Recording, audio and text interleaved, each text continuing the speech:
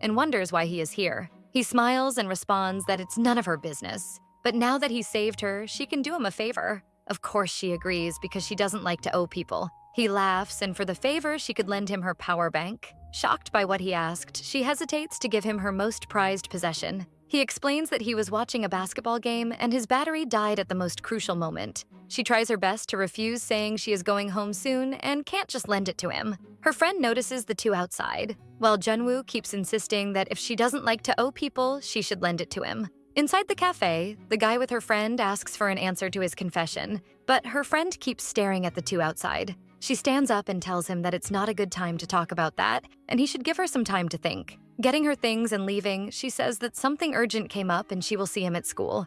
Outside, Ajin keeps asking how much more time he will need to use her power bank, and he tells her to wait because he hasn't even plugged it in yet. Chohee approaches the two outside and grabs Ajin, saying, "Let's go home." Jungmin keeps staring at both, not understanding what's going on, and Chohee smiles back at him, thinking that maybe he's friends with the guy who likes her and that he will be useful. The two left, and she kept dragging Ajin around without saying anything. So the protagonist asks if something happened, why she's in such a hurry, and that her power bank stayed behind. The friend smiles and says it's nothing. Her mother keeps calling her to go home quickly. That's why she's rushing. Ajin hugs her and asks how things went, and she says she'll tell her on the way home. The next morning, after saying goodbye, each goes to their class and promises to meet at lunch. While walking to her own class, she realizes that she couldn't sleep well because she's worried about her power bank, and maybe she should have kept it at home as a family heirloom. Some girls are staring out the class window, saying that he's handsome and that's why they came to this school. Ajin goes inside the classroom while staring at Junwoo's fan club and thinking that maybe all this attention is tiring,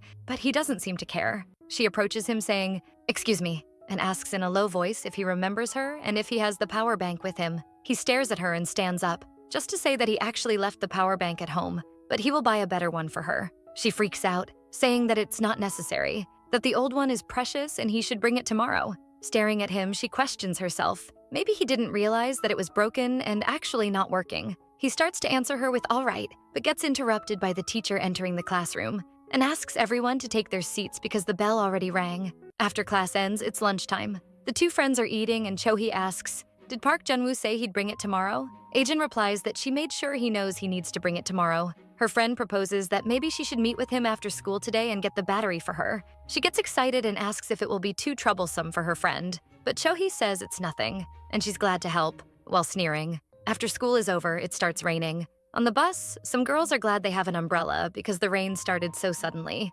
Junwoo presses the button for the bus to stop at the next stop. Chohee is sitting on the same bus and thinking that she always wanted to get closer to Junwoo and never thought